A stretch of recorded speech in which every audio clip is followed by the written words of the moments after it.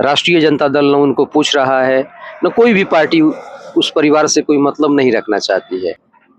अपने उनके करीबी नेता जब उनको छोड़ छोड़कर भागने लगे तो शहाबुद्दीन उनके साथ पिलर के रूप में काम किया। मुसलमानों में पुनर्विचार होना शुरू हो गया है।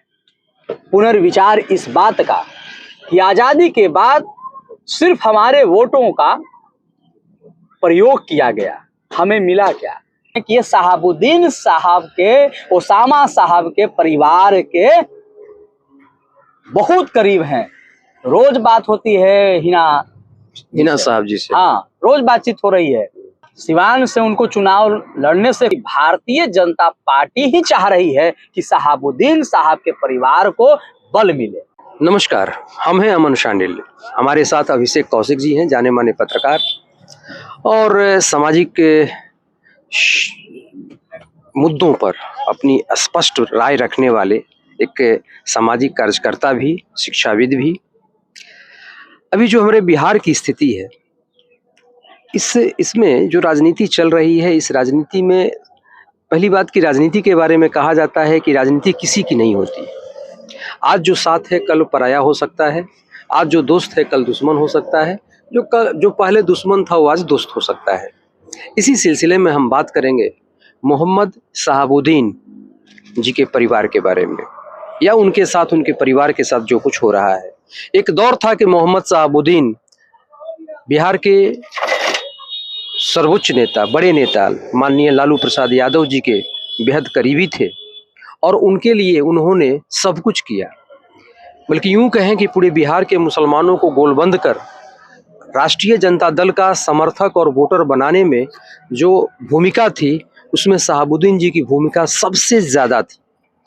शहाबुद्दीन जी जेल में थे। जेल से निकलने के बाद उन्होंने लालू यादव जी के पक्ष में बयान दिया और अगले ही दिन, कुछ दिन के बाद, बिहार के उस समय मुख्यमंत्री नीतीश कुमार जी थे, नीतीश कुमार जी ने पुनः उनको जेल में भिजवा दिया, जहां उनकी मौत भी हो गई। इस सब के बावजूद अब शहाबुद्दीन जी हमारे बीच नहीं हैं, लेकिन वही तेजस्वी जी जब सिवान जाते हैं और सिवान किसी कार्यक्रम में जाते हैं, लेकिन वहां जा करके शहाबुद्दीन जी के परिवार से, उनकी पत्नी से, उनके बेटे से उनकी कोई मुलाकात नहीं होती है, तो एक संदेश जाता है, राजनीति के गलियारे में एक चर्चा का विषय बन जाता है कि क्या राष्ट्रीय जनता दल को शहाबुद्दीन जी के नहीं रहने पर उनके परिवार से कोई मतलब अब नहीं रहा? क्या उनका परिवार बिहार की राजनीति में, मुस्लिम राजनीति में अप्रासंगिक हो गया है, या क्या राष्ट्रीय जनता दल उनके एहसानों को मानने के लिए तैयार नहीं है? इन तमाम विषयों पर, मुद्दों पर हम अभिषेक जी से बात करेंगे। अभिषेक जी, जो हालात हैं, जिस तरह के जो घटनाएं हुई हैं और जिस तरह से उनका परिवार लगातार, शहाबुद्दीन जी का परिवार हाशिए पर कर दिया गया, राष्ट्रीय जनता दल न उनको पूछ रहा है, न कोई भी पार्टी उस परिवार से कोई मतलब नहीं रखना चाहती है। आखिर इसके पीछे वजह क्या है, क्या कारण है? देखिए, एक तो हम करेक्शन कर दें, ये आपने सही कहा कि लालू परिवार के लिए शहाबुद्दीन ने कुर्बानी दी और उस समय लालू जी का साथ शहाबुद्दीन साहब ने दिया, जिस समय उनका अपना परिवार, उनका अपना साला छोड़कर भाग गया। अपने उनके करीबी नेता जब उनको छोड़ छोड़कर भागने लगे तो शहाबुद्दीन उनके साथ पिलर के रूप में काम किया। इतना ही नहीं, जेल में रहने के बावजूद भी जो सहायता, जो मदद लालू जी को शहाबुद्दीन ने दिया, वो शायद उनके जीवन में, या ये जो जर्नी है पॉलिटिक्स का, उसमें कोई नहीं दिया होगा। उतना बड़ा योगदान किसी का नहीं रहा होगा। राजनीति है और समय का तकादा है। आज जो आप जिस विषय पर लेकर चल रहे हैं कि शहाबुद्दीन का जो बेटा है वो ओसामा जी हैं, तो ओसामा जी अरेस्ट हो गए हैं और चोरी के एक गाड़ी उड़ी पकड़ी गई है। तो सबसे बड़ी तो चीज़ है कि हम इसको नहीं मानते हैं कि इतना छोटा काम ओसामा या शहाबुद्दीन के परिवार के कोई कर सकता है, चोरी चमारी वाला बात। बाकी कोर्ट उठ है, जांच उच हो रहा होगा, प्रशासन है वो अपना काम देखेगा।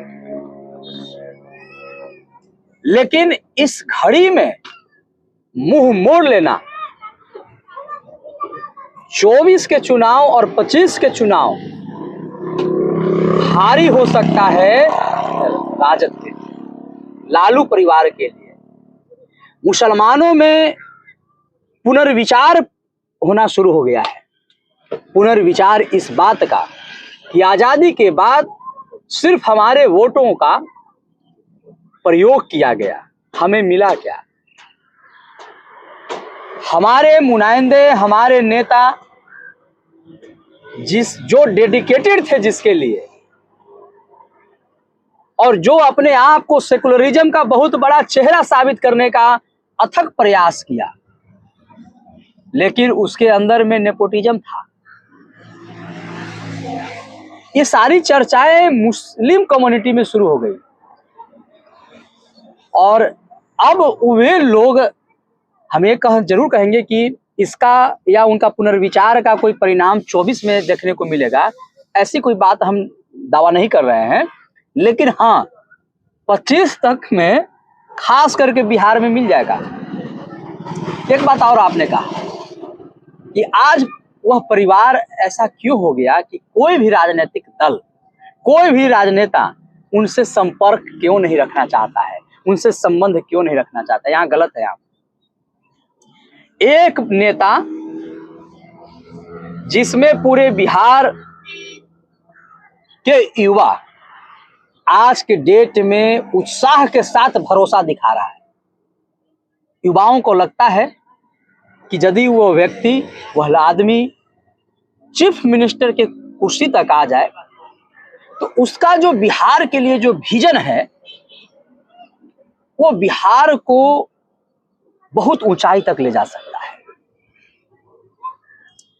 और वह ऐसा नेता है जिसको न सवर्ण से छुआछूत है, न मुस्लिम कम्युनिटी से छुआछूत है।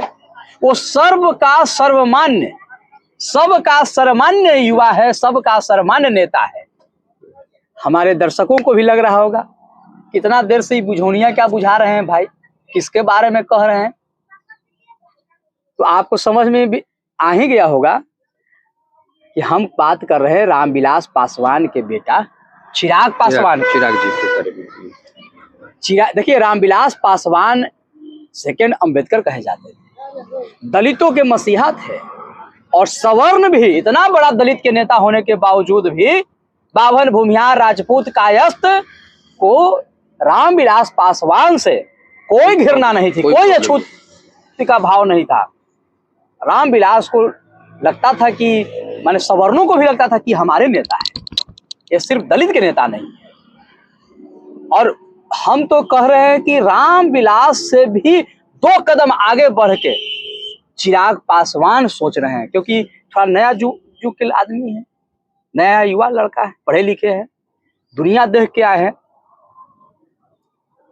तो ये आज के डेट में एक बड़ा खुलासा हम कर रहे हैं कि ये शहाबुद्दीन साहब के, ओसामा साहब के परिवार के बहुत करीब हैं। रोज बात होती है हिना साहब जी से, हाँ, रोज बातचीत हो रही है। और सिवान से चुनाव लड़ेंगी, कोई नहीं रोक सकता है उनको। आप कहना चाह रहे हैं कि हाँ, लोजपा रामविलास के टिकट पर हिना साहब हाँ कंफर्म 200% कंफर्म। अच्छा, 200%। आप एक नई खबर दे रहे हैं। हाँ, नई खबर दे रहे हैं आप। 200% कंफर्म है। सिवान से उनको चुनाव लड़ने से कोई नहीं। और भारतीय जनता पार्टी के बारे में जो अफवाह उड़ाई जाती है, जो डर फैलाया जाता है, एक और खुलासा दे रहे हैं कि भारतीय जनता पार्टी ही चाह रही है कि शहाबुद्दीन साहब के परिवार को बल मिले,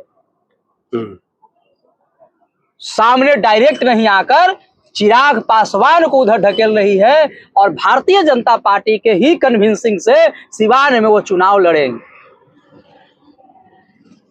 ये बात भी हम आपको खुलासा कर रहे हैं। हम मुसलमान भाइयों से भी कह रहे हैं कि आप थोड़ा सा देखिए कि जब से भारतीय जनता पार्टी केंद्र में सरकार में आई है, तब से कोई दंगा फसाद क्या हुआ है? नहीं, बिल्कुल नहीं।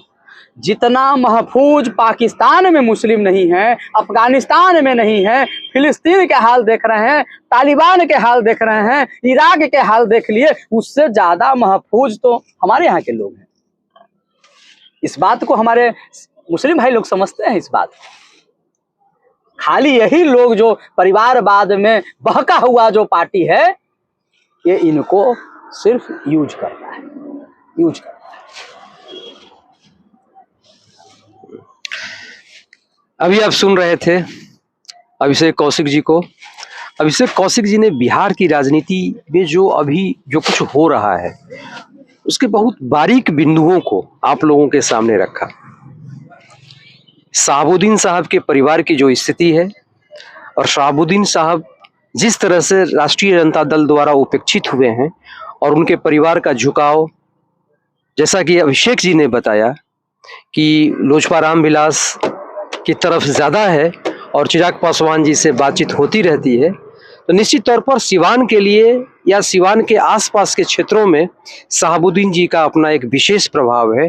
वो नहीं है, उसके बावजूद भी उनके परिवार के प्रति मुस्लिमों के मन में एक आस्था है, एक विश्वास है।